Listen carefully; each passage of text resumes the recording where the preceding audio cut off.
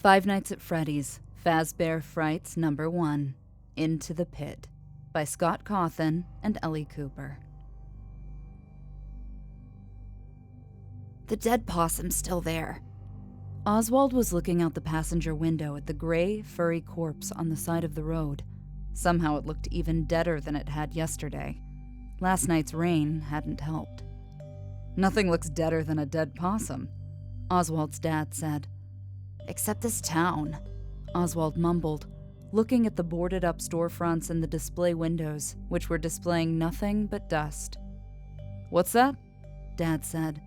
He was already wearing the stupid red vest they put him in when he worked the deli counter at the snack space. Oswald wished he'd wait to put it on until after he dropped him at school. "This town," Oswald said, louder this time. "This town looks deader than a dead possum." His dad laughed.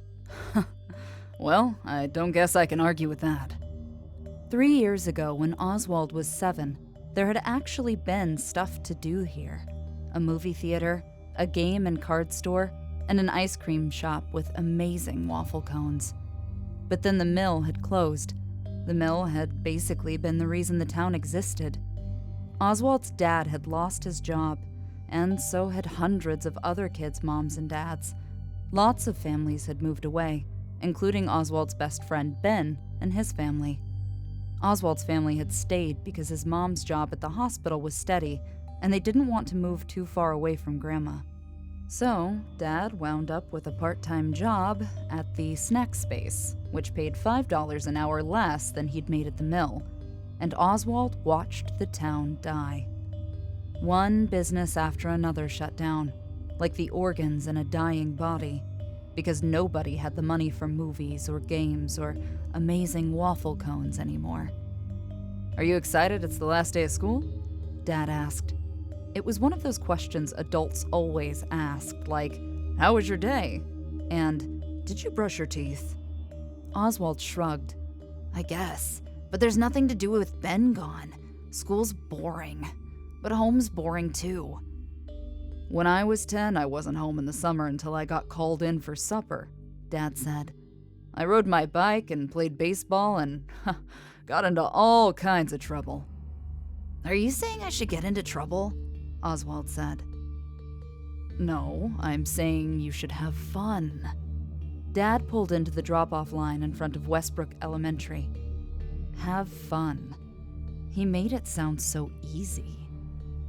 Oswald walked through the school's double doors and ran smack into Dylan Cooper, the last person he wanted to see. Oswald was apparently the first person Dylan wanted to see, though, because his mouth spread in a wide grin. Dylan was the tallest kid in 5th grade and clearly enjoyed looming over his victims.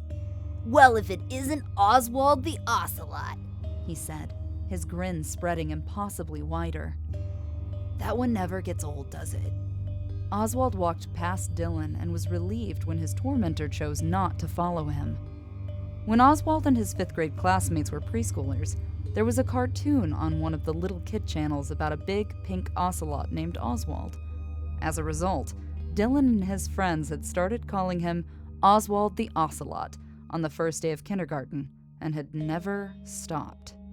Dylan was the kind of kid who'd pick on anything that made you different. If it hadn't been Oswald's name, it would have been his freckles or his cowlick. The name-calling had gotten much worse this year in U.S. history, when they'd learned that the man who shot John F. Kennedy was named Lee Harvey Oswald. Oswald would rather be an ocelot than an assassin. Since it was the last day of school, there was no attempt at doing any kind of real work. Mrs. Meacham had announced the day before that students were allowed to bring their electronics as long as they took responsibility for anything getting lost or broken. This announcement meant that no effort would be made toward any educational activities of any kind. Oswald didn't have any modern electronics. True, there was one laptop at home, but the whole family shared it, and he wasn't allowed to bring it to school. He had a phone, but it was the saddest, most out-of-date model imaginable, and he didn't want to take it out of his pocket because he knew any kid who saw it would make fun of how pathetic it was. So, while other kids played games on their tablets or handheld consoles, Oswald sat. After just sitting became intolerable, he took out a notebook and pencil and started to draw. He wasn't the best artist in the world, but he could draw well enough that his images were identifiable, and there was a certain cartoony quality about his drawings that he liked. The best thing about drawing, though, was that he could get lost in it. It was like he fell into the paper and became part of the scene he was creating. It was a welcome escape. He didn't know why, but lately he had been drawing mechanical animals, bears, bunnies, and birds.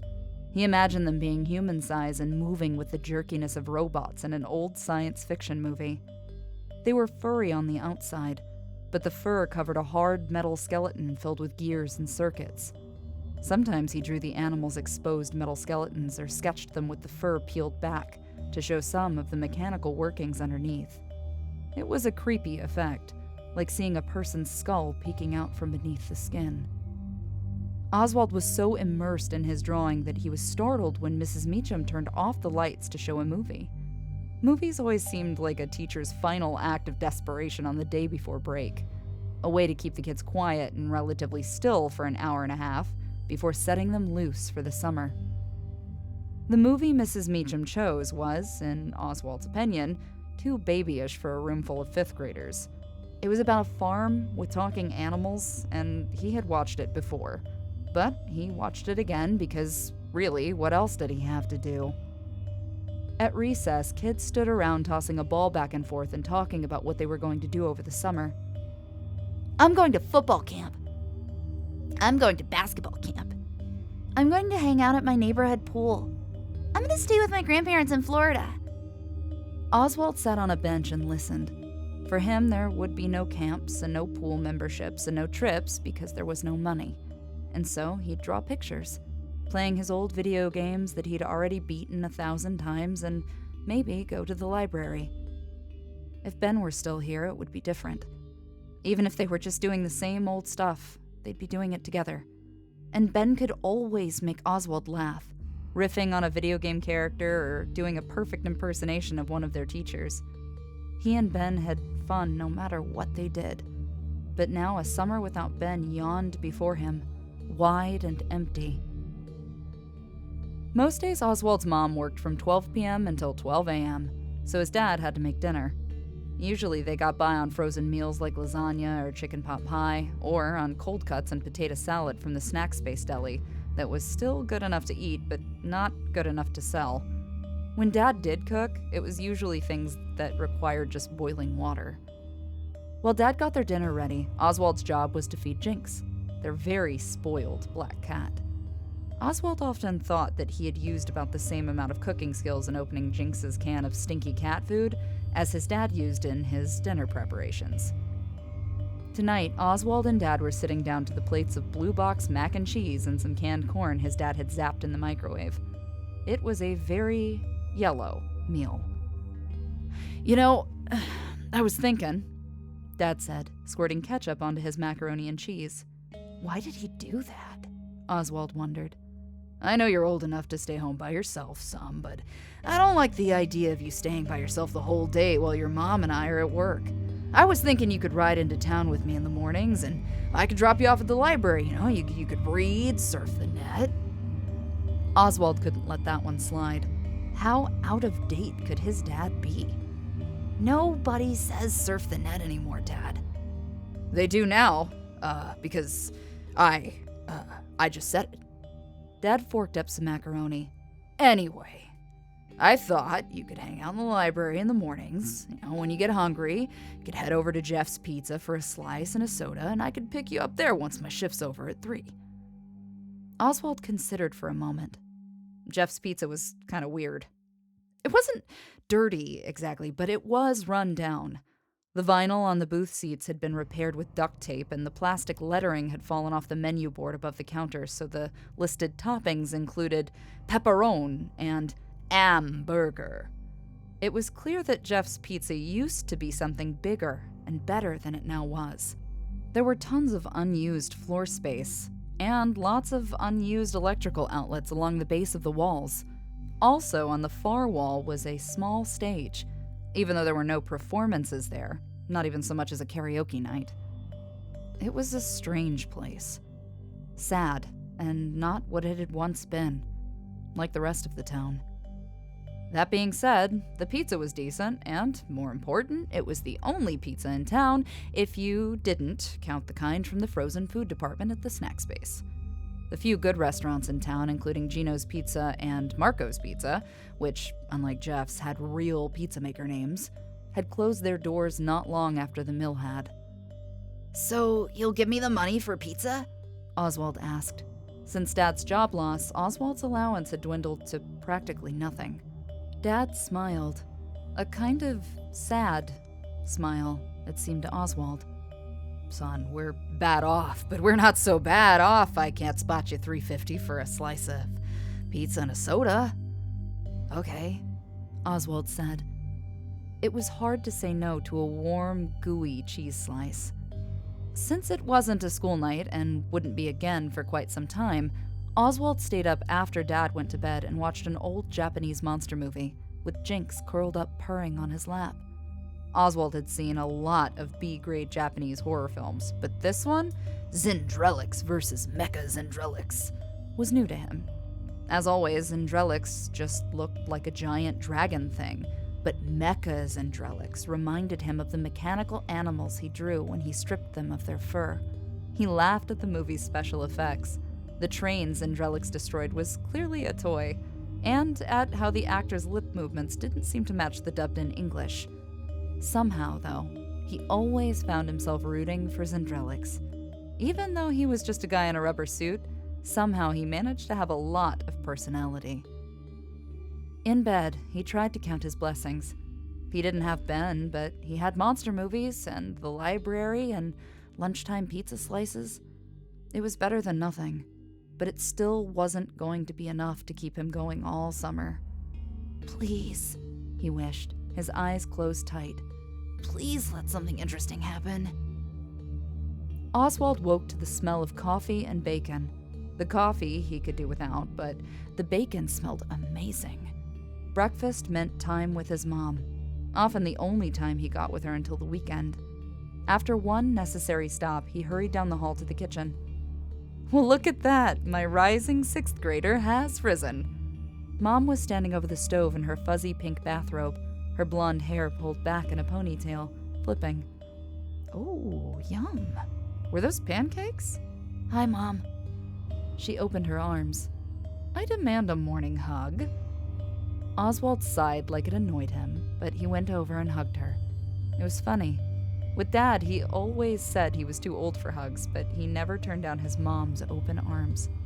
Maybe it was because he didn't get to spend much time with her during the week. While he and Dad spent so much time together, they sometimes got on each other's nerves. He knew Mom missed him and felt bad for having to work such long hours. But he also knew that since Dad's job at the snack space was just part-time, Mom's long hours were most of the reason the bills were getting paid.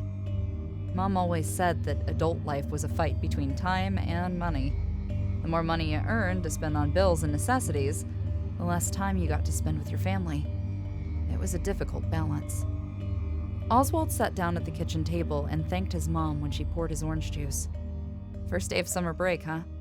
Mom went back to the stove to scoop up a pancake with her spatula. Uh-huh. He probably should have tried to sound more enthusiastic, but he couldn't muster the energy.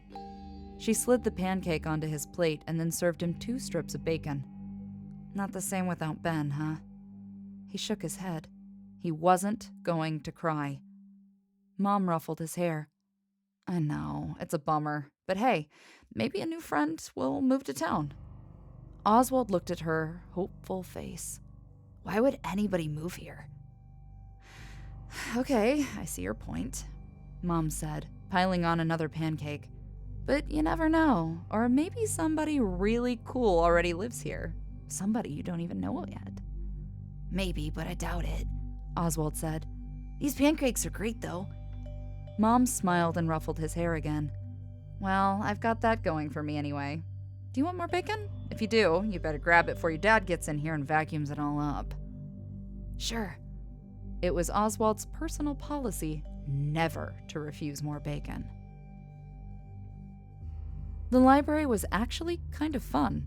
He found the latest book in a science fiction series he liked, and a manga that looked interesting.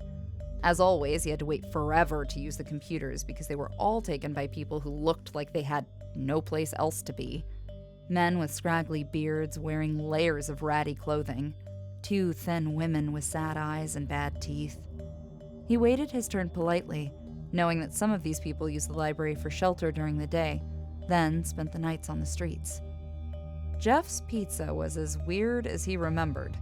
The big, empty space beyond the booths and tables was like a dance floor where nobody danced. The walls were painted a pale yellow, but they must have used cheap paint or only one coat because shapes of whatever had been on the walls before were still visible.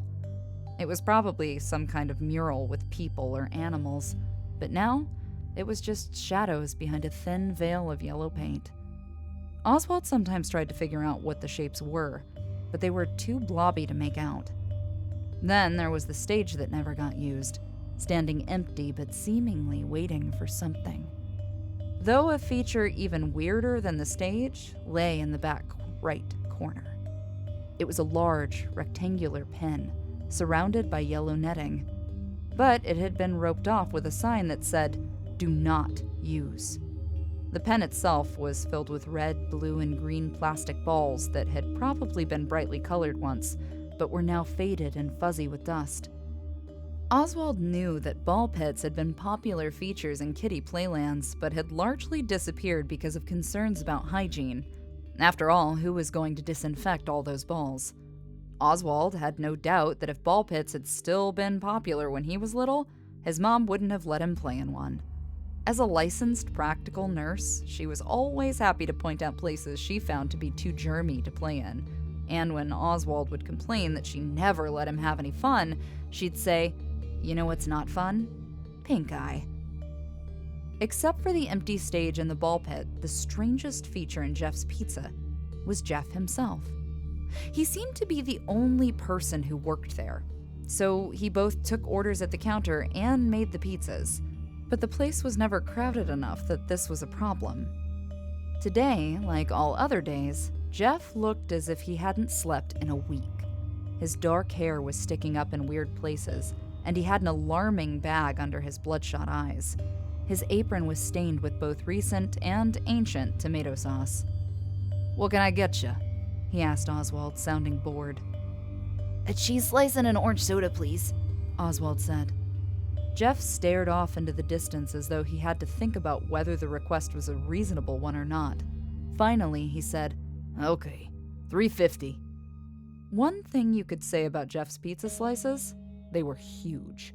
Jeff served them on flimsy white paper plates that were soon stained with grease, and the corners of the triangles always overlapped the plate's rims. Oswald settled into a booth with his slice and soda. The first bite, the tip of the triangle, was always the best.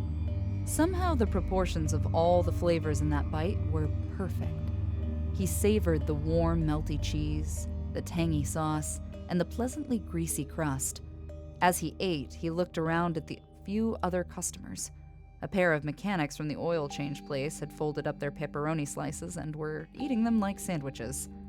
A table full of office workers clumsily attacked their slices with plastic forks and knives, so they wouldn't drip sauce on their ties and blouses, Oswald guessed. After Oswald finished his slice, he wished for one more but knew he didn't have the money for it. So he wiped off his greasy fingers and took out his library book. He sipped his soda and read, falling into a world where kids with secret powers went to a special school to learn how to fight evil. "Kid." A man's voice startled Oswald out of the story. He looked up to see Jeff in his sauce-stained apron. Oswald figured he had outstayed his welcome. He had sat in a booth reading for 2 hours after having bought a meal that cost less than $4. Yes, sir, Oswald said, because politeness never hurt. "I got a couple more cheese slices that didn't sell at lunch. You want them?" Oh, Oswald said. "No thanks. I don't have any more money." He wished he did, though. "On the house," Jeff said. "I just have to throw them out anyway." "Oh, okay, sure. Thanks." Jeff picked up Oswald's empty cup. "I'll get you some more orange soda while I'm at it." Thanks. It was funny. Jeff's expression never changed. He looked tired and miserable even when he was being extra nice. Jeff brought 2 slices stacked on a paper plate and a fresh cup of orange soda. Hey, here you go, kid. He said, setting down the cup and the plate. Thank you. Oswald wondered for a minute if Jeff felt sorry for him. If Jeff might think he was terribly poor like the homeless people who hung out all day in the library, instead of just the regular, barely making ends meet poor that he was. But then Oswald figured if there was free pizza sitting in front of you, maybe it wasn't time to worry about the reasons for it. Maybe it was time to eat. Oswald had no problem polishing off the 2 huge slices. For the past month, his appetite had been unstoppable. When Mom cooked him piles of pancakes in the morning, she said he must be having a growth spurt, causing him to eat like he had a hollow leg. His phone vibrated in his pocket the second he sucked down the last of his soda. He looked at his dad's text. "Will be out front at Jeff's in 2 min." Perfect timing. It had been a good day. The days at the library and Jeff's Pizza started to add up. The first couple of weeks had been great, but now the library didn't have the next book in the series he was reading, and he had grown bored with his online fantasy game, which, while advertised as free, now wouldn't let him advance any further without paying money. He had gotten tired of not having anybody his age to hang out with. He hadn't gotten tired of pizza yet, but he was starting to imagine that he might in the future. Tonight was family fun night, a 1-night-a-week event that varied depending on Mom's work schedule. Back when the mill was still open, family fun night meant dinner in a restaurant, pizza or Chinese or Mexican. After their meal, they'd go do some fun activity together. They'd go to the movies if something kid-friendly was playing, but if not, they'd go to the bowling alley or to the roller rink where Mom and Dad used to go on dates when they were in high school. Mom and Dad were great skaters, and Oswald was terrible, but they'd skate on either side of him, holding his hands and keeping him up. They'd usually top off their evening with a waffle cone at the ice cream place downtown. Oswald and Mom would make fun of Dad because no matter what ice cream flavors were available, he always got vanilla. Since the mill closed down, though, family fun night had turned into an at-home affair. Mom would make something for dinner and that was easy but festive, like tacos from a mix or hot dogs. They'd eat and then play board games or watch a movie they'd rented from Redbox. It was still fun, of course, but sometimes Oswald wished aloud for the old days of seeing new movies at the theater and having waffle cones after.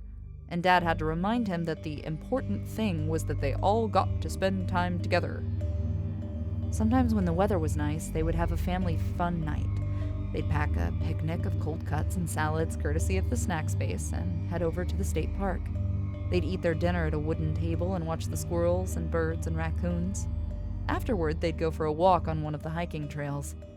These outings were always a nice change. But Oswald was also aware of why these were the only family fun nights that ever got them out of the house. Picnics were free. Tonight they were staying in. Mom had made spaghetti and garlic bread.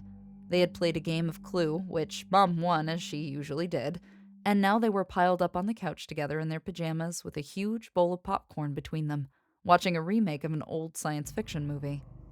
Once the movie was over, Dad said, "Well, that was pretty good, but not as good as the real version." What do you mean the real version? Oswald said. That was the real version. "Not really," Dad said. "I mean, it was set in the same universe as the real version, but it was kind of a cheap knockoff of the one that came out when I was a kid." Dad always had to be so opinionated. He could never just watch something and enjoy it. So the best movies are always the ones that you watched when you were a kid? Oswald said. "Not always, but in this case, yes." Dad was settling in, Oswald could tell, for one of his favorite things. A good argument. But the special effects in the original version stink, Oswald said. All those puppets and rubber masks, ugh. "I'll take a puppet or model over CGI any day," Dad said, leaning back on the couch and propping his feet on the coffee table. "That stuff is so slick and fake. It's got no warmth, no texture, and besides, you like those old Centrelix movies, and the special effects in those are terrible." Yeah, but I just watch those to make fun of them, Oswald said, even though he really did think Zandrelix was pretty cool. Mom came in from the kitchen with bowls of ice cream. Not as good as the waffle cone place, but nothing to turn your nose up at either. Okay, if you guys don't cut out the nerd argument, I'm going to pick up the next movie we watch, and it's going to be a romantic comedy. Oswald and his dad shut up immediately. That's about what I thought, Mom said, passing around the bowls of ice cream. As Oswald was lying in bed sketching his mechanical animals, his phone vibrated on his nightstand. There was only one person other than his parents who ever texted him. Hey, Ben had typed on the screen. Hey, back, Oswald typed. How's your summer? Awesome. At Myrtle Beach for vacation. It's so cool. Arcades and mini golf everywhere. Jealous, Oswald typed, and he meant it. A beach with arcades and mini golf really did sound awesome. Wish you were here, Ben typed. Me too. How's your summer? Okay, Oswald texted. He was briefly tempted to make his summer sound cooler than it was, but he could never lie to Ben. Been going to the library a lot. Lunch at Jeff's Pizza. That's all? It did sound pathetic compared with a family trip to the beach. He texted, Pretty much, yeah. I'm sorry, Ben texted, and then, that pizza place is creepy. They chatted a little while longer, and although Oswald was happy to hear from Ben, he was also sad that his friend was so far away and having such a good time without him. Monday morning, and Oswald was in a bad mood. Even his mom's pancakes didn't help. In the car, Dad turned up the radio too loud. It was some stupid song about a tractor. Oswald reached for the knob and turned it down. Hey dude, driver picks the music, you know that, Dad said. He turned the awful song back up even louder. It's bad music, Oswald said. I'm trying to save you from yourself. Well, I don't like those video game songs you listen to, Dad said. But I don't just barge in your room and turn them off. Yeah, Oswald said. But I don't force you to listen to them either. Dad turned the radio down. What's with the attitude, son? Whatever's bothering you. It's not just that I like country music. Oswald didn't feel like talking, but clearly he was being forced to. And once he opened his mouth, he was surprised to feel complaints erupting from him like lava from a volcano. I'm tired of every day being exactly the same. Ben texted me yesterday. He's at Myrtle Beach having an awesome time. He wanted to know what I was doing, and I told him I was going to go back to the library and Jeff's Pizza every day, and you know what he's texted back? I'm sorry, and that place is creepy. Dad sighed. I'm sorry we can't go on vacation and have an awesome time, Oz. Things are hard right now where money's concerned. I'm sorry to vex you. You're a kid, you shouldn't have to worry about money. I'm hoping they'll move me to full-time at the store in the fall. That'll help a lot, and if I get promoted to deli manager, it'll be another $1.50 an hour. Oswald knew he shouldn't say what he was about to say, but here he went anyway. Ben's dad got a job that pays even better than his old job at the mill. Dad tightened his grip on the steering wheel. Yeah, well, and Ben's dad had to move 500 miles away to get that job. His voice sounded tight as his grip on the wheel, and Oswald could tell his jaw was clenched. Your mom and I talked a lot about it, but we decided not to move. Especially with your grandma living here and needing help sometimes. This is our home, kiddo. And things aren't perfect, but we just have to make the best of them. Oswald felt himself crossing the line from grumbling into grounding territory. But why did some people get the best of everything and others have to settle for free library visits and cheap pizza? And so every day, you toss me out on the street like garbage? If this is the best of things, I'd hate to see the worst. Now, son, don't you think that's a little dramatic? Oswald didn't stick around to hear the rest of his dad's criticism. He got out of the car and slammed the door. His dad sped away, probably glad to get rid of him. Just as he predicted, the library still didn't have the book he wanted. He flipped through a few magazines, the kind with exotic jungle animals, which he usually liked, but they weren't doing much for him today. When his turn came for a computer, he put in his earbuds and watched some YouTube videos. but he wasn't in a good enough mood to laugh. At lunchtime, he sat in Jeff's Pizza with his slice and soda. Every day, a cheese slice. If his dad wasn't so stingy, he'd give him another $1 so he could have pepperoni or sausage. But no, it had to be the cheapest pizza you could get. Sure, money was tight, but really? Was another $1 a day gonna break the bank? Looking around the place, Oswald decided Ben was right. Jeff's Pizza was creepy. There were those shadowy painted over figures on the walls, the dusty abandoned ball pit, and when he thought about it, Jeff was kind of creepy too. He looked 100 years old, but was probably just 30. With those heavy-lidded, bloodshot eyes, the stained apron, and the slow speech and movement. He was like a zombie pizza chef.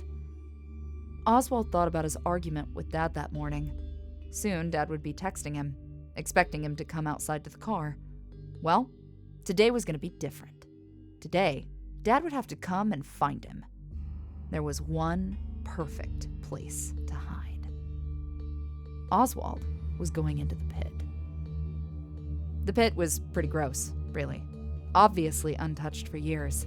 The plastic spheres were covered in a gray, fuzzy dust, but hiding there would be a great prank on his dad. His dad, who was always dropping him off and picking him up like somebody's dry cleaning, would actually have to get out of the car and make an effort for a change. Oswald wouldn't make it easy for him either. Oswald took off his shoes. Yes, the ball pit was disgusting, but at least getting into it would make today different from all the other days that had come before it. He climbed into the pit and felt the balls parting to make room for his body. He moved his arms and legs. It was a little like swimming, if you could swim in dry plastic spheres. He found his footing at the bottom of the pit. Some of the balls were strangely sticky, but he tried not to think about why. If he was going to trick his dad, he was going to have to go all the way under. He took a deep breath, as if he were about to jump into a swimming pool, and fell to his knees. That put him in up to his neck. Wiggling around so he was sitting on the pit's floor put his head under too. The balls spread apart far enough that he could breathe, but it was dark and made him feel claustrophobic. The place stank of dust and mildew. Pink eye, he could hear his mother's voice saying. You're gonna get pink eye. The smell was really getting to him. The dust tickled his nose. He felt a sneeze coming on, but he couldn't move his hand through the spheres fast enough to reach his nose and muffle it. He sneezed 3 times, each one louder than the one before. Oswald didn't know if his dad was looking for him yet, but if he was, the sneezing ball pit had probably given away his location. Besides, it was too dark and too gross in there. He had to come up for air. As he rose, his ears were assaulted by the sound of beeping electronics and yelling, laughing kids. It took a few seconds for his eyes to adjust from the darkness of the pit to the brightness that now surrounded him, the flashing lights and vivid colors. He looked around and muttered, Toto, I don't think we're in Kansas anymore.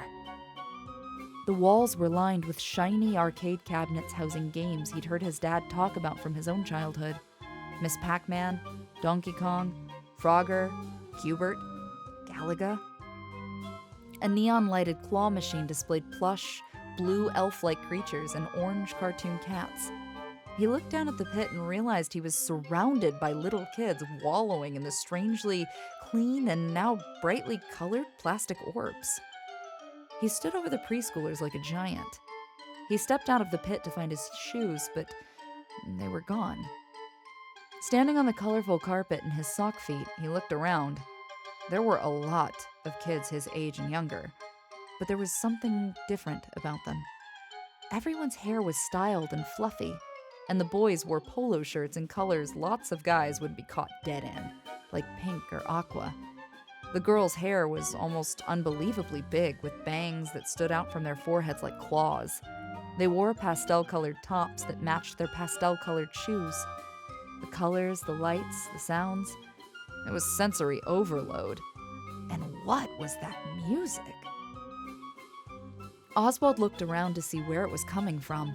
Across the room, on a small stage, a trio of animatronic animals blinked their big, blank eyes, opened and closed their mouths and pivoted back and forth in sync with a jangly, annoying song. There was a brown bear, a blue rabbit with a red bow tie, and some kind of bird girl. They reminded Oswald of the mechanical animals he had caught himself drawing lately. The difference was that he could never decide if the animals in his drawings were cute or creepy. These were creepy. Strangely, though, the dozen or so little kids surrounding the stage didn't seem to think so. They were wearing birthday party hats with pictures of the characters on them, and dancing and laughing and having a great time. When the smell of pizza hit Oswald's nose, he understood. He was still in Jeff's Pizza, or more accurately, what Jeff's Pizza had been before Jeff took over. The ball pit was new and not roped off. All the outlets on the wall had arcade games plugged into them, and he turned around to face the left wall. In the shapes of the shadows on the wall of Jeff's Pizza was a mural of the same characters performing on the stage. The brown bear, the blue rabbit, and the bird girl. Below their faces were the words, Freddy FAZBEAR's Pizza. Oswald's insides turned to ice water. How had this happened? He knew where he was, but he didn't know when it was or how he got there. Somebody bumped into him and he jumped more than normal. Since he felt the physical contact, this must not be a dream. He couldn't decide if this fact was good news or not. Sorry, dude, the kid said. He was about Oswald's age, and he was wearing a light yellow polo with the collar turned up, tucked into what looked like a pair of dad jeans. The white tennis shoes he had on were huge, like clown shoes. He looked as if he'd spent a long time fixing his hair. Are you okay? Yeah, sure, Oswald said. He wasn't sure he was okay, actually, but he didn't know how to begin to explain his situation. I haven't seen you here before, the kid said. Yeah, Oswald said, trying to figure out an explanation that wouldn't sound too weird. I'm just visiting here, staying with my grandma for a few weeks. This place is great, though. All these old games. Old games? The kid said, raising an eyebrow. You're joking, right? I don't know about where you're from, but Freddy's has the newest games around here. That's why the lines to play them are so long. Oh yeah, I was just kidding, Oswald said, because he couldn't think of anything else to say. He had heard his dad talk about playing a lot of these games when he was a kid. Absurdly hard games, he said, on which he had wasted many hours and many quarters. I'm Chip, the kid said, running his fingers through his poofy hair. Me and my buddy Mike. He nodded at a tall black kid wearing huge eyeglasses and a shirt with wide red and blue stripes. We're about to play some skee-ball. Want to come with? Sure, Oswald said. It was nice to hang out with some other kids, even if they seemed to be kids from another time. He didn't think that this was a dream, but it sure was as weird as one. You got a name? Mike said, looking at Oswald like he was some kind of strange specimen. Oh, sure. I'm Oswald. He had been too weirded out to remember to introduce himself. Mike gave him a friendly slap on the back. Well, I gotta warn you, Oswald. I'm a beast at skee-ball, but I'll go easy on you since you're new here. Thanks for having mercy on me, Oswald said. He followed them to the skee-ball area. On the way, they passed somebody in a rabbit suit that looked like a yellow version of the animatronic rabbit on the stage. Nobody else seemed to be paying attention to the rabbit guy, so Oswald didn't say anything. It was probably a Freddy FAZBEAR's employee dressed up to entertain the little kids at the birthday party. Mike wasn't kidding about being a beast at skee-ball. He easily beat Chip and Oswald 3 times. But he was a good sport, and they spent the whole time joking around. It felt good being included. But after another couple of games, Oswald started to worry. What time was it really? How long had his dad been looking for him? And how was he going to get back to his real life? And sure, he'd wanted to give Dad a little scare, but he didn't want to scare the old man so much he got the police involved. Hey guys, I'd better run, Oswald said. My grandma... He almost said, just texted me, but realized Chip and Mike would have no idea what he was talking about. Whenever this was, there were no cell phones. My grandma's supposed to pick me up in a few minutes. Okay, dude. Maybe we'll catch you later. Chip said, and Mike gave a little nod and wave. Oswald left his companions, stood in a corner in his sock feet, and wondered what to do. He was having some kind of magical experience. He was late getting back, and he was missing his shoes. He was like some kind of mixed-up guy Cinderella. How to get back? He could walk out the front door of Freddy FAZBEAR's, but where would that take him? It might be the right place to find his dad's car waiting, but it wasn't the right time. Not the right decade, even. And then it dawned on him. Maybe the way out was the same way he got in. At the ball pit, a mom was telling her 2 little kids it was time to leave. They tried to argue with her, but she turned on her stern mom voice and threatened them with an early bedtime. Once they got out, he got in. He sank beneath the surface before anybody could see that a kid over the height limit was in the ball pit. How long to stay under? Randomly, he decided to count to 100 and then stand. He rose to his feet and found himself standing in the dusty, roped-off ball pit at Jeff's Pizza.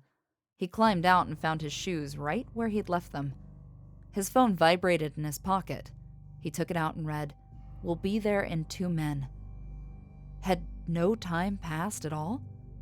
He headed out the door and Jeff called, "See you, kid," behind him. "This looks great, Mom," Oswald said, spearing a sausage link with his fork. "You're in a good mood today." Mom slid a waffle onto his plate. "Quite a contrast from yesterday when you were Mr. Grumpy Pants." "Yeah," Oswald said. "They were supposed to get my book in the library today." This statement was true, but it wasn't the reason Oswald was in a good mood. Of course, it wasn't like he could tell her the real reason. If, he said, "I discovered a ball pit at Jeff's Pizza that lets me time travel," Mom would be dropping the waffles and picking up the phone to call the nearest child psychologist. Oswald picked up his book at the library, but was too impatient to read it. He headed over to Jeff's Pizza as soon as it opened at 11. Jeff was in the kitchen when he got there, so he made a beeline for the pit. He shucked off his shoes, stepped in, and sank into the depth. Since it had seemed to work before, he counted to 100 before he stood. The animatronic band was playing some weird, jangly song that was partially drowned out by the beeping, blipping, and dinging of a variety of games. He wandered the floor and took in the video games, the whack-a-mole, the neon-lighted token suckers that let you win some tickets, but probably not, if you push the button at the right time. Older kids crowded around the video games. Preschoolers climbed on the crayon-colored play equipment. Pink eye, Oswald thought, though he had no room to talk the way he was diving into the ball pit these days. Everything looked as it had before. He had even caught sight of a calendar hanging in an open office that helped him pinpoint the date. 1985. "Hey, it's Oswald." Chip was wearing a baby blue polo with his dad jeans and giant sneakers this time. Not a hair on his head was out of place. "Hey, Oz," Mike said. He was wearing a Back to the Future t-shirt. "Anybody ever call you that? Like the Wizard of Oz?" "They do now," Oz said, grinning. He had gone from having the loneliest summer ever to having 2 new friends and a nickname. True, all of these seemed to be happening in the mid-1980s, but why get hung up on the details? "Hey," Chip said. "We just ordered a pizza. You want to come have some? We ordered a large, so there's more than we can eat." "Speak for yourself," Mike said, but he was grinning. "Okay," Chip said. "How about I say it's more than we should eat? Want to join us?" Oswald was curious how Freddy FAZBEAR's pizza compared with Jeff's. "Sure, thanks." On the way to their table, they passed someone in the same yellow rabbit suit who was standing in a corner, still as a statue.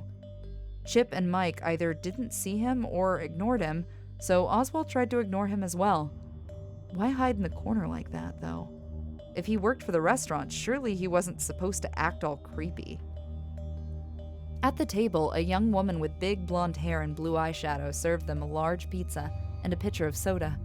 In the background, the animatronic band played on. The pizza was pepperoni and sausage with a crispy crust. A nice change from plain cheese slices.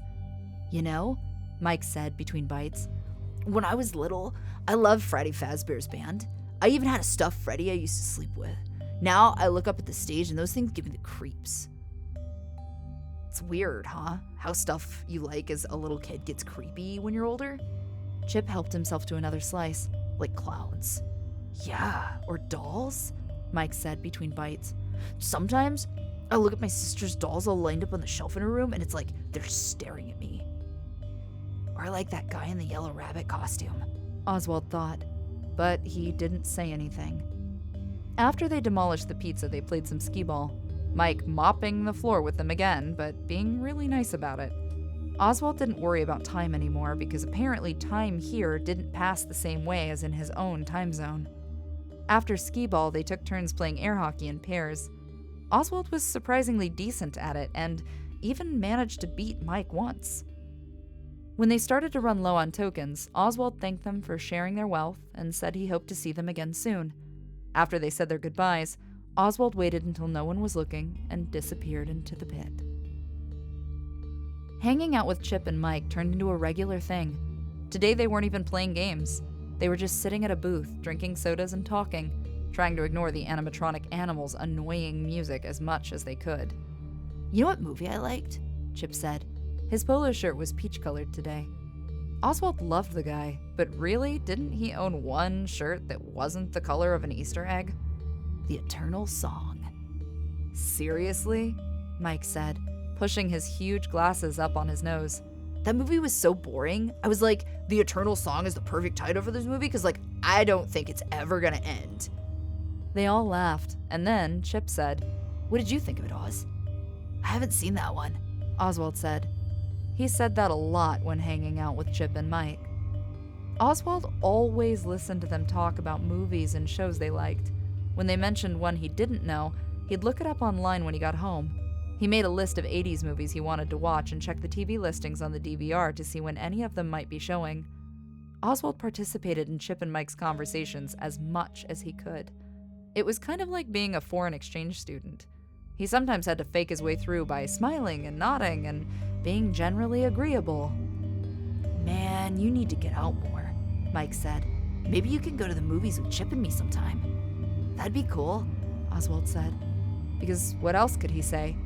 Actually, I'm from the distant future, and I don't think it's physically possible for me to see you anyplace but like in Freddy FAZBEAR's in 1985. They'd both think that was a joke on Mike because his favorite movie was Back to the Future. Name one movie you've seen that you really like, Chip said to Oswald. I'm trying to figure out what your taste is. Oswald's mind went blank. What was a movie from the 80s? E.T.? E.T.? Mike slapped the table, laughing. E.T. was like 3 years ago. You really do need to get out more. Do they, like, not have movie theaters where you come from? They do, Oswald thought. And they have Netflix and PlayStation and YouTube and social media. But he didn't say it. Of course, there was technology Chip and Mike talked about that he had only the vaguest knowledge of, like VCRs and boomboxes and cassette tapes. And he constantly had to remind himself not to talk about things like cell phones and tablets and the internet. He tried not to wear t-shirts with characters and references that might confuse them or the customers at 1985 Freddy FAZBEAR's. Yeah, we definitely need to bring you up to date, Chip said. If only you knew, Oswald thought. Hey, do you want to, go play some games? Mike said. I feel the skee ball calling me, but I promise I'll go easy on you guys. Chip laughed. No, you won't. You'll murder us. You guys go ahead, Oswald said. I think I'll just stay at the table. What, and watch the show? Mike said, nodding in the direction of the creepy characters on the stage. Is something wrong? If you've, suddenly decided you like Freddy FAZBEAR's music, then we need to get you help fast. No, nothing's wrong, Oswald said. But really, something was. For his first few visits to 1985 Freddy FAZBEAR's, it hadn't even occurred to him that he was basically mooching off Chip and Mike's generosity because he never had any money of his own. And even if he wasn't broke in his own time zone, would the money he brought from the present day even work in 1985? It was kind of pitiful, being broke in 2 decades. Finally, he said, I just feel like I'm always taking your money because I never have any of it. Hey, dude, it's cool, Chip said. We hadn't even noticed. Yeah, Mike said. We just figured your grandma never gave you any money. Like, I know my grandma doesn't, except, when's my birthday? They were being really nice, but Oswald still felt embarrassed. If they had talked about his lack of money, that meant they had noticed it. How about I just go hang out with you while you play? Oswald said. When he stood up, he felt a strange heaviness in his pockets. Something in them was so heavy he felt like his jeans might fall down. He reached into his pockets and pulled out double handfuls of 1985 Freddy FAZBEAR's game tokens. He produced handful after handful and dumped them onto the table. Or we could all play using these, he said. He had no idea how to explain what magic had just occurred. I guess I forgot I was wearing these pants. The ones that had all the tokens in them. Chip and Mike looked a little confused, but then they grinned and started raking coins from the table into their empty soda cups. Oswald did the same. He decided just to go with the weirdness. He didn't know how the tokens got there, but then again, he didn't really know how he got there either. In the morning, as Dad was driving him to the library, Oswald asked, Dad, how old were you in 1985? I was just a couple years older than you, Dad said. And other than baseball, all I could think about was how many quarters I had to spend at the arcade. Why do you ask? No reason in particular, Oswald said. I've just been doing some research. Jeff's Pizza, Back before it was Jeff's Pizza, it was like some kind of arcade, wasn't it? Yeah, it was. Dad's voice sounded strange. Nervous, maybe. He was quiet for a few seconds, then said, but it closed. Like everything else in this town? Oswald said. Pretty much, yeah. Dad said, pulling up in front of the library. Maybe it was Oswald's imagination, but it seemed like his dad was relieved to get to their destination, so he wouldn't have to answer any more of his questions. At 11 o'clock sharp, Oswald headed over to Jeff's Pizza, as had become his habit. With Jeff nowhere in sight, Oswald proceeded to the pit. After his count to 100, he stood. There were noises, but not the usual ones of Freddy FAZBEAR's. Screams. Crying children. Yells for help. The fast footfalls of people running. Chaos. Were Chip and Mike here? Were they okay? Was anybody here okay? He was afraid. Part of him wanted to disappear back into the pit, but he was worried about his friends. Also, he was burning with curiosity about what was going on. Even though he knew whatever it was horrible. He wasn't in danger, he told himself, because this was the past, a time way before he was born. His life couldn't be in danger in a time before he even existed. Could it? His stomach in knots, he moved through the crowd, past crying mothers running with their toddlers in their arms, past dads grasping children's hands and leading them swiftly toward the exit, their faces masks of shock. Chip? Mike? He called. But his friends were nowhere to be seen. Maybe they hadn't come to Freddy FAZBEAR's today? Maybe they were safe. Scared, but feeling as if he had to know what was happening, Oswald walked in the opposite direction from everyone else with an escalating feeling of dread. In front of him stood the man in the yellow bunny costume, if it was a man under there.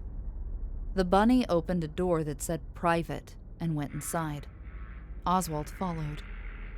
The corridor was long and dark. The rabbit looked at him with blank eyes and an unchanging grin, then walked further down the hall. Oswald wasn't chasing the rabbit. He was letting the rabbit lead him, as if he were in a terrifying version of Alice in Wonderland, going down the rabbit hole. The rabbit stopped in front of a door with a sign reading, "Party Room," and beckoned for Oswald to come inside. Oswald was shaking with terror, but he was too curious to even refuse. Besides, he kept thinking, you can't hurt me. I haven't even been born. Once inside the room, it took Oswald a few seconds to register what he was actually seeing, and a few more seconds for his brain to process it. They were lined up against the wall, which was painted with images of the place's mascots, the grinning bear, the blue bunny, and the bird girl. Half a dozen kids, none of them older than Oswald, their lifeless bodies propped into sitting positions, their legs stretched out in front of them. Some of them had their eyes closed as if asleep. Others' eyes were open, frozen in an empty, doll-like stare. They were all wearing Freddy FAZBEAR birthday party hats. Oswald couldn't tell how they had died, but he knew the rabbit was responsible for it, that the rabbit wanted him to see his handiwork. Maybe the rabbit wanted Oswald to be his next victim, to join the others lined up against the wall with their unseeing eyes. Oswald screamed. The yellow rabbit lunged for him, and he ran out of the room and down the black corridor. Maybe the rabbit could hurt him. Maybe he couldn't. Oswald didn't want to hang around long enough to find out. He ran across the now empty arcade toward the ball pit. Outside, the police siren's screams matched Oswald's own. The rabbit ran after him, getting so close that a fuzzy paw brushed Oswald's back. Oswald dove into the pit. He counted to 100 as fast as he could. When he stood, the first thing he heard was Jeff's voice. "There's a little stinker." Oswald turned to see his dad stomping toward him while Jeff looked on. Dad looked furious, and Jeff didn't look happy either. Not that he ever did. Oswald stood frozen, too overwhelmed to move. His dad grabbed his arm and pulled him out of the pit. "What were you thinking, hiding in that nasty old thing?" Dad said. "Didn't you hear me calling you?" After Oswald was out, his dad leaned over the pit. "Look at how dirty this is. Your mother—" A pair of yellow arms reached out of the pit and pulled Dad under. The struggle would have been cartoonish if it hadn't been so terrifying. Dad's feet in their brown work boots kicked up to the surface, only to disappear below. Then a pair of big, fuzzy yellow feet appeared, only to disappear too. The balls in the pit roiled like a stormy sea, and then they were still. The yellow rabbit rose from the pit, adjusted his purple bow tie, brushed off his front, and turned to Oswald, grinning. Oswald backed away, but the rabbit was beside him, its arm firmly around Oswald's shoulders, guiding him toward the exit. Oswald looked at Jeff, who stood behind the counter. Maybe Jeff would help him?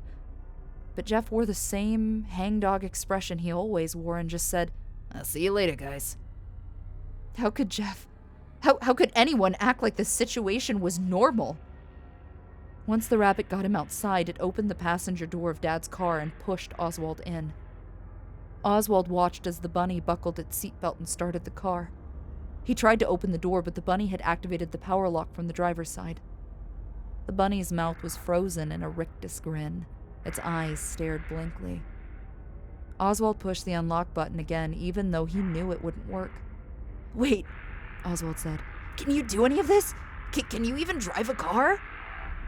The bunny said nothing, but started the car and pulled it into the street. It stopped at a red light, so Oswald figured it must be able to see and must know the basic rules of driving. "What did you do to my dad? Where are you even taking me?" Oswald could hear the panic in his voice. He wanted to sound strong and brave, like he was standing up for himself. But instead, he just sounded scared and confused, which he was.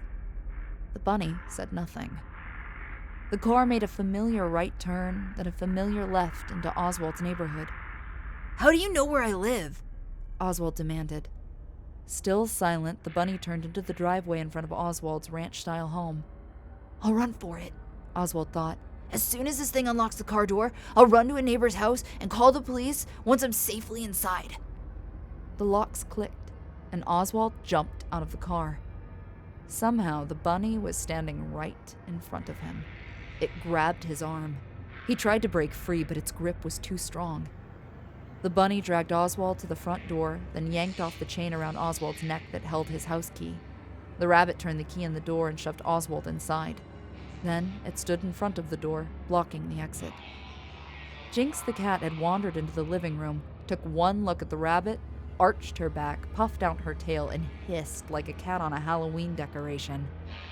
Oswald had never seen her act scared or unfriendly before, and he watched as she turned tail and fled down the hall. If Jinx knew this situation was bad, it must be really bad. You can't do this, Oswald said to the rabbit in tears. He didn't want to cry. He wanted to look strong, but he couldn't help it. This is kidnapping or something. My mom will be home soon and she'll call the police. It was a total bluff, of course. Mom wouldn't be home until after midnight. Would he even be alive by the time Mom got home? Was his dad even alive now? He knew the bunny would grab him if he tried to make a run for the back door.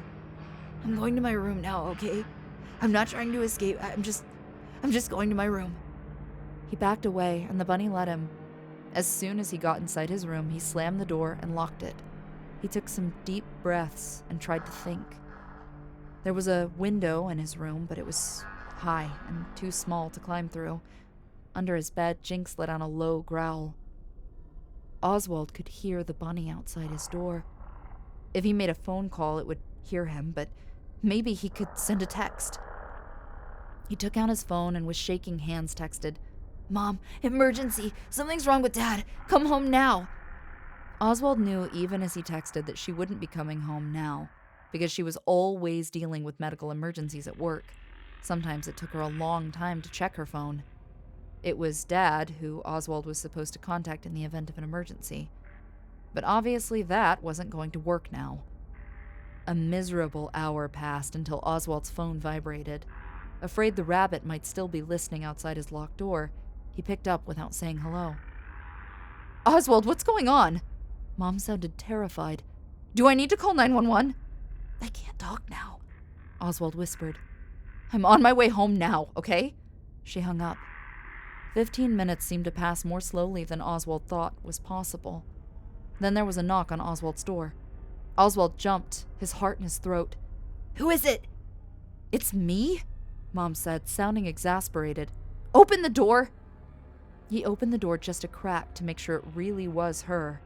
Once he let her in, he closed and locked the door behind them. Oswald, you need to tell me what's going on. Mom's brow was furrowed with worry. Where to start? How to explain without sounding crazy? It's Dad. He's not okay. I'm not even sure where he is. Mom put her hands on both of his shoulders. Oswald, I just saw your dad. He's lying on the bed in our bedroom watching TV. He made you chicken pot pie for dinner. It's sitting on the stove. What? I'm not hungry. He tried to wrap his mind around his mom's words. You saw Dad? Mom nodded.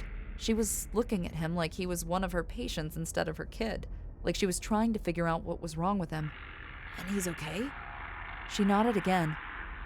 He's okay, but I'm worried about you. She put her hand on his forehead as if checking for a fever. I'm okay, Oswald said. I mean, if Dad's okay, I'm okay. He didn't seem okay. Maybe it's good school's starting back. I think you're spending too much time by yourself. What could he say? Actually, I've been spending time with my new friend in 1985. Maybe so. I probably should just go on to bed. I have to get an early start in the morning. I think that's a good idea, Mom said. She put her hands on his cheeks and looked at him directly in the eyes. And listen, if you're going to text me at work, please make sure it's a real emergency. You scared me. I thought it was a real emergency. I'm sorry. It's all right, honey. Just get some rest, okay? Okay. After Mom left, Oswald looked under the bed. Jinx was still there, crouched in a ball like she was trying to make herself as small and invisible as possible, her eyes wide and looking terrified. It's okay, Jinxie, Oswald said, reaching under the bed and wiggling his fingers at her. Mom says it's safe. You can come out now. The cat wouldn't budge. Oswald lay awake in bed. If Mom said Dad was there and okay, then it must be true. Why would she lie? But Oswald knew what he had seen. He had seen the yellow thing, as he started to think of it, drag his dad into the pit. He had seen the yellow thing climb out of the pit, had felt its grip on his arm, sat beside it in the car as it drove him home. Or had he?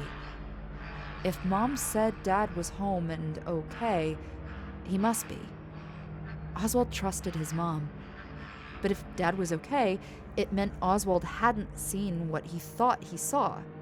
And that must mean that Oswald was losing his mind.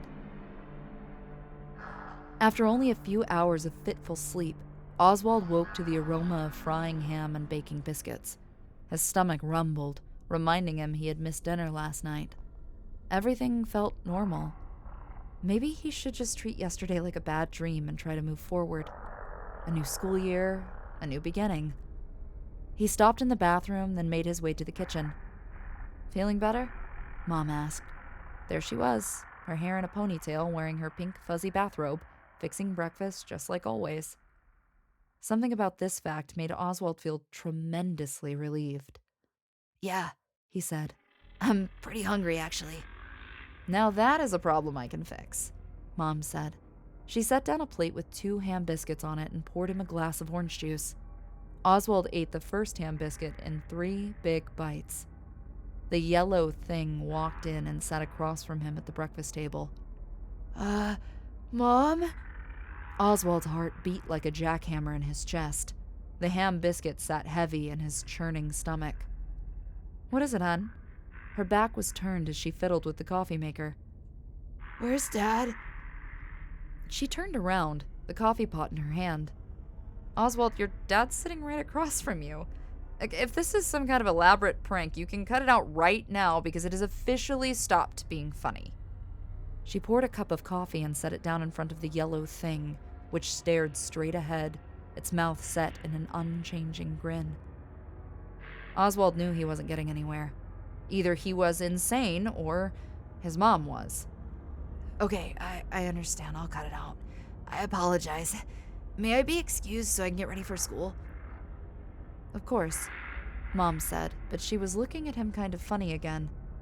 Oswald stopped in the bathroom to brush his teeth and then went to his room to get his backpack. He peeked under his bed to find Jinx still hiding there. "Well, it's good to know there's somebody else in this family who has some sense," he said.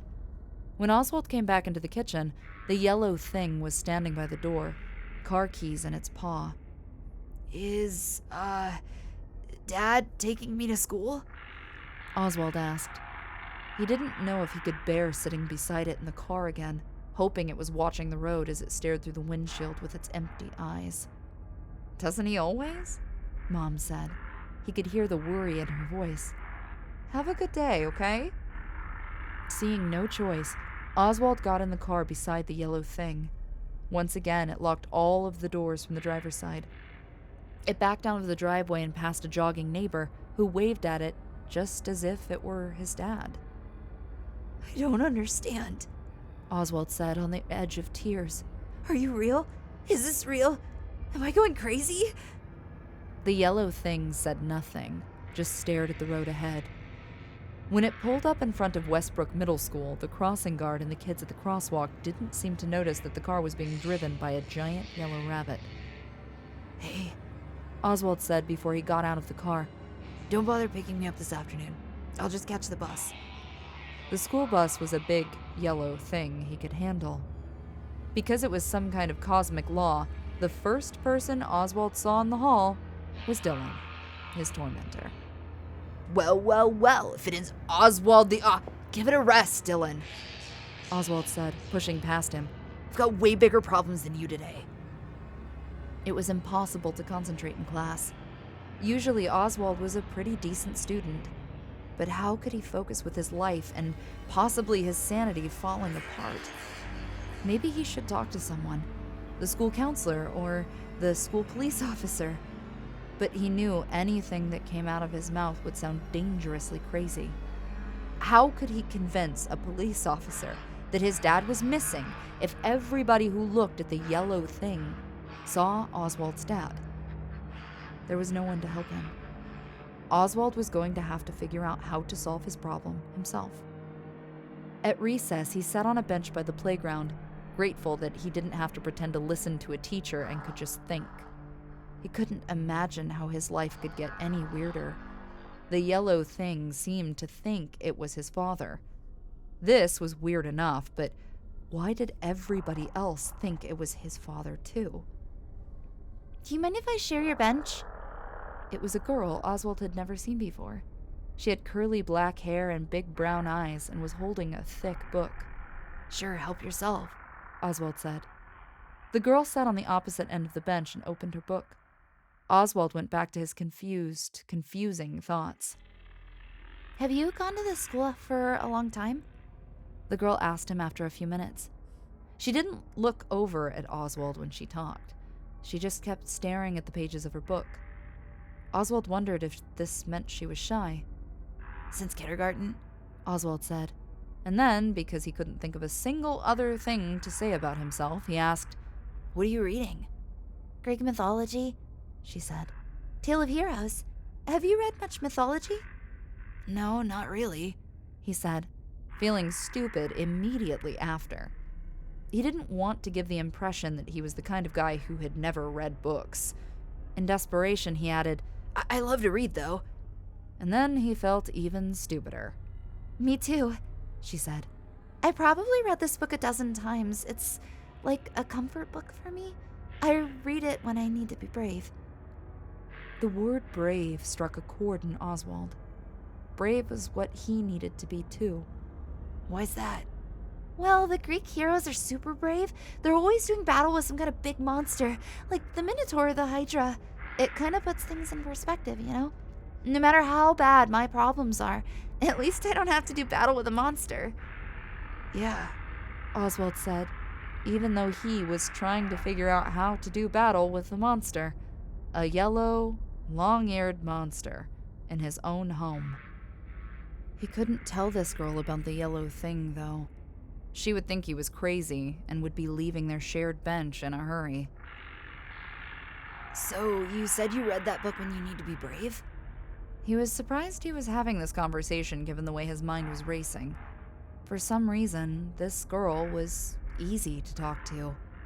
"I mean, it may be none of my business, but I was wondering why you needed to be brave." She gave a shy little smile. "First day at a new school? Third day in a new town. I don't know anybody yet." "Yes, you do," he said. He held out his hand. "I'm Oswald."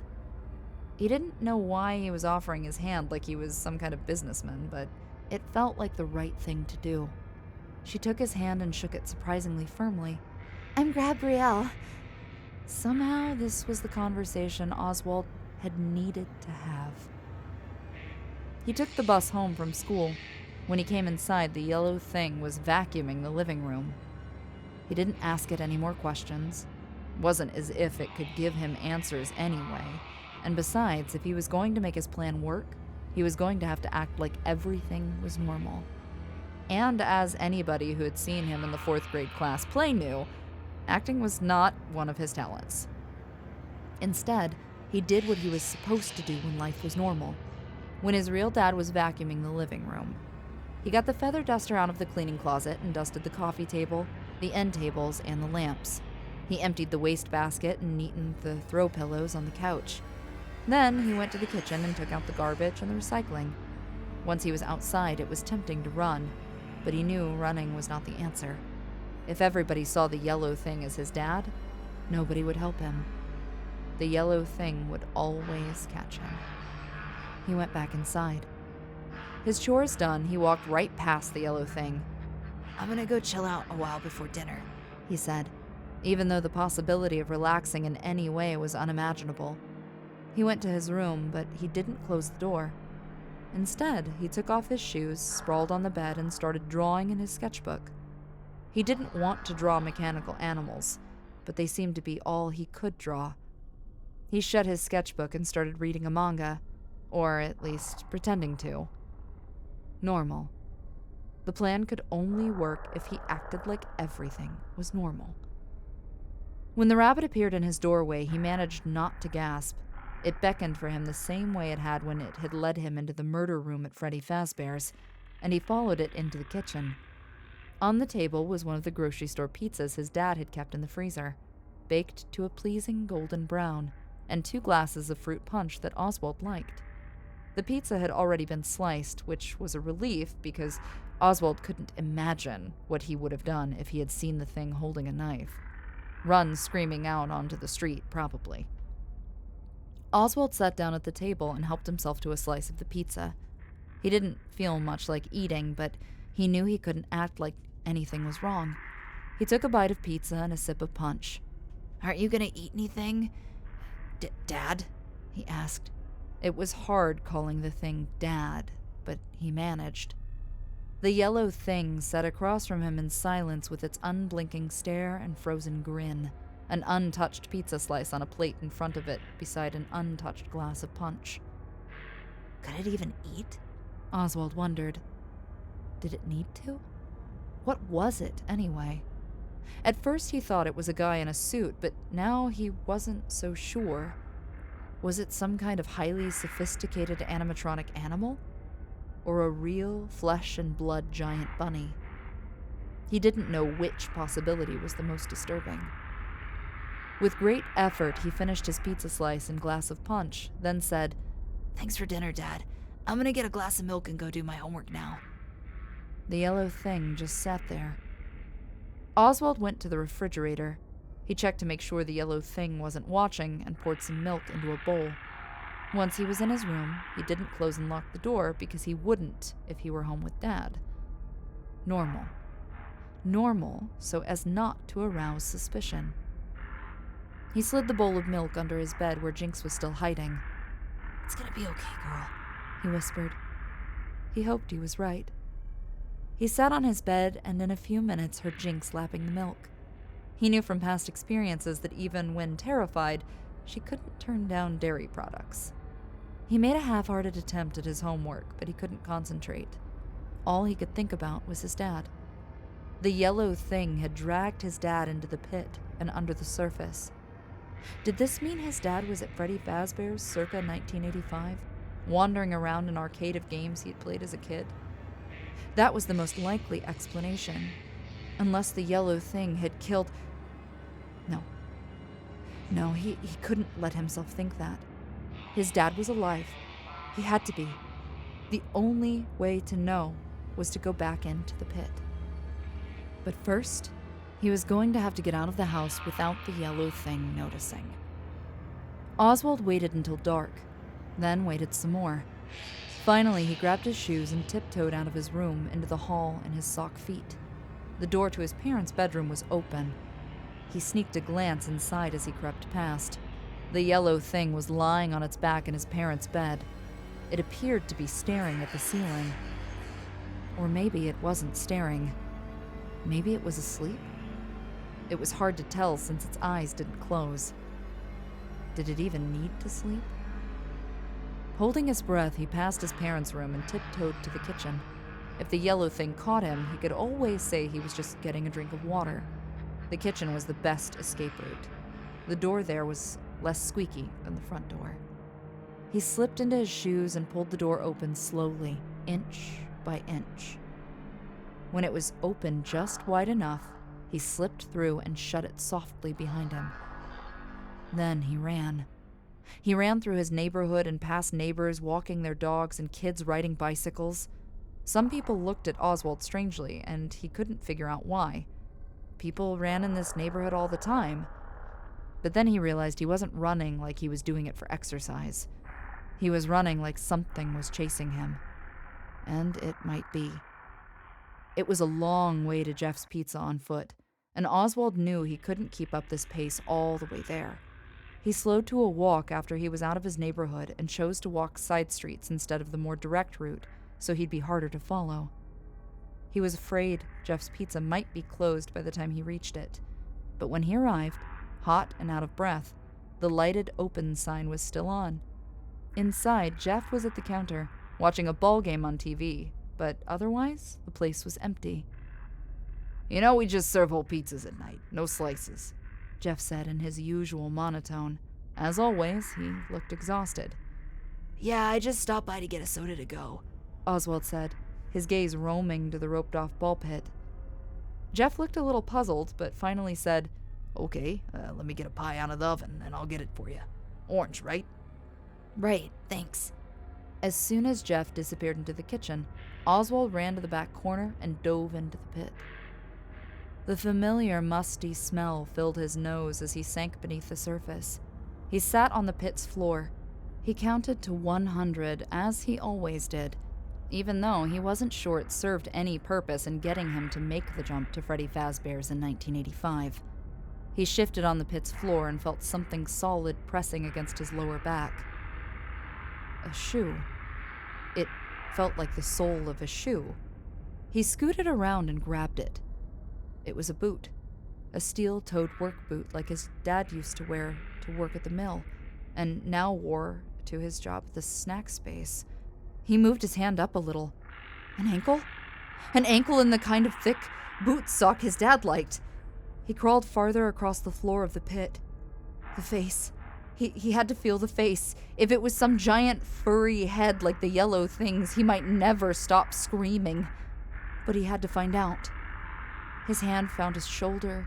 He reached to the chest and felt the cheap fabric of a white undershirt. He was shaking as he reached higher. He felt an unmistakably human face. Skin and stubble. A man's face. Was it Dad? And was he... He had to be alive. He had to be. Oswald had seen shows where people who had been in emergency situations suddenly developed amazing strength and found themselves able to lift the front end of a car or tractor. This was the kind of strength Oswald needed to find. His dad wasn't a big man, but he was still a man and weighed at least twice as much as his son. He had to move his dad if he was going to save him. If this even was his dad.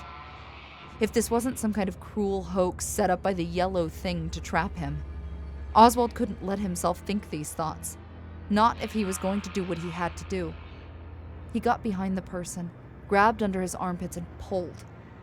Nothing happened. Dead weight, Oswald thought. No, not dead. Please, not dead. He pulled again, this time with more force, making a noise that was somewhere between a grunt and a roar.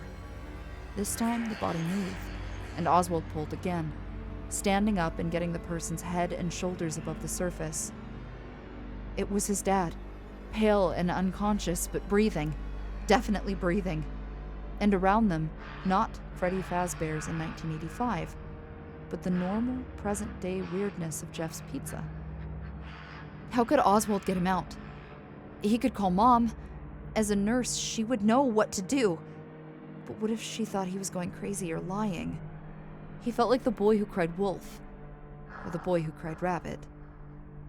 He felt it before he saw it, the presence behind him, the awareness of something in his personal space. Before he could turn around, a pair of furry yellow arms locked around him in a fearsome embrace. He got his right arm free enough to jab his elbow into the yellow thing's midsection. He got loose, but the thing was blocking the exit to the pit. He couldn't get out of the pit by himself, let alone with his poor, passed-out dad. Acting more than thinking, Oswald charged at the rabbit with his head down.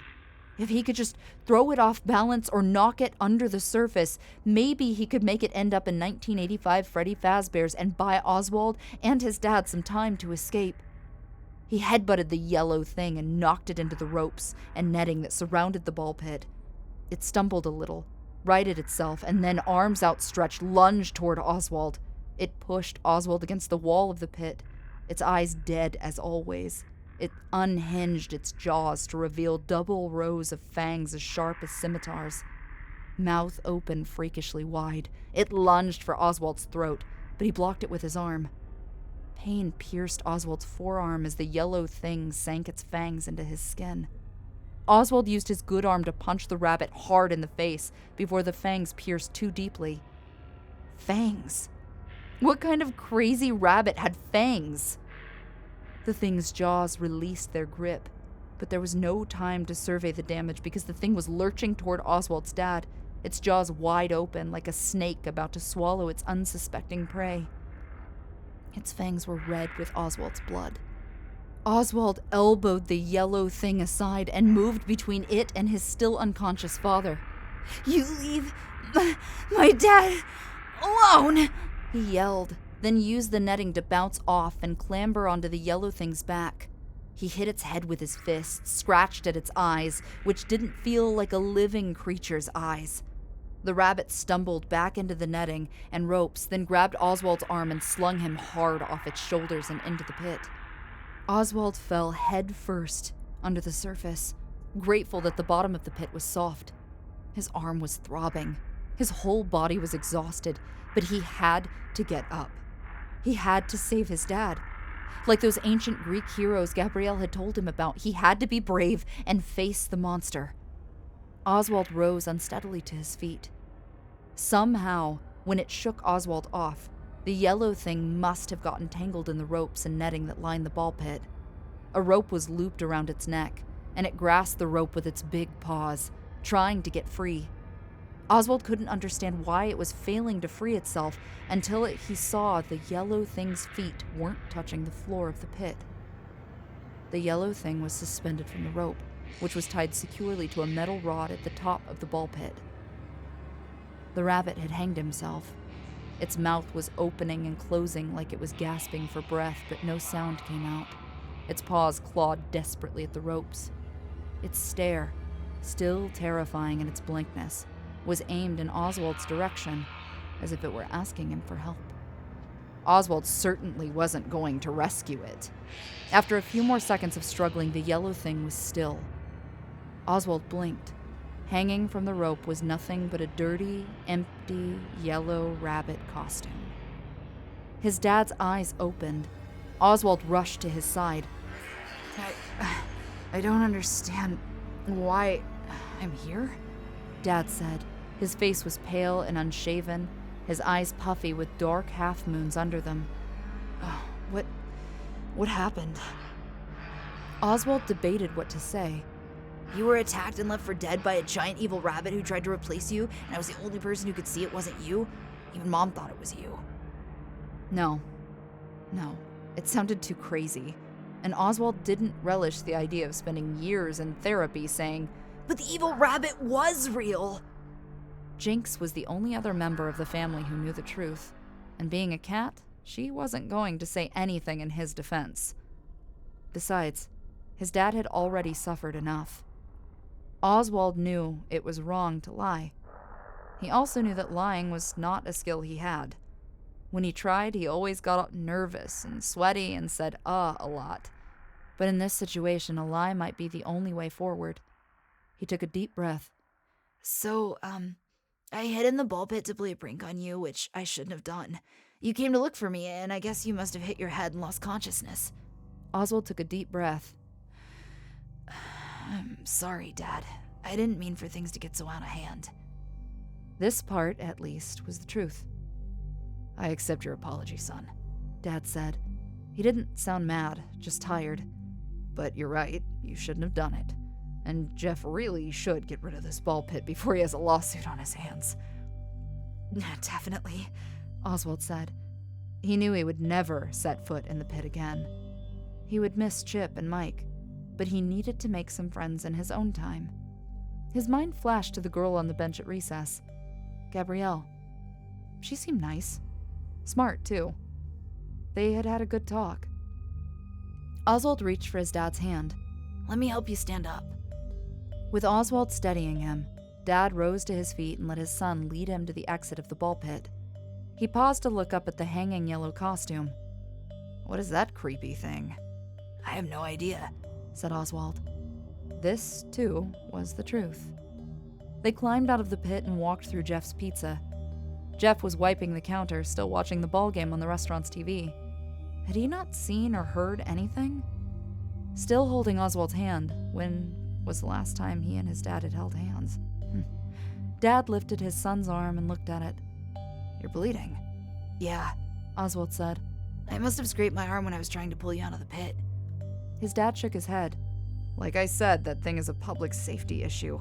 Just sticking up a sign saying keep out isn't enough. He let go of Oswald's arm. We'll get your arm cleaned up at the house, and then your mom can dress the wound once she gets home from work. Oswald wondered what his mom would say when she saw the fang marks. As they approached the front door, Oswald said, Dad, I know I can be a pain sometimes, but I really do love you, you know? Dad looked at him with an expression that seemed both pleased and surprised. Same here, kiddo. He ruffled Oswald's hair. But you do have terrible taste in science fiction movies. Oh yeah? Oswald said, smiling. Well, you have terrible taste in music, and you like boring ice cream. Together, they opened the door into the fresh night air. Behind them, Jeff called. Hey, kid, you forgot your soda.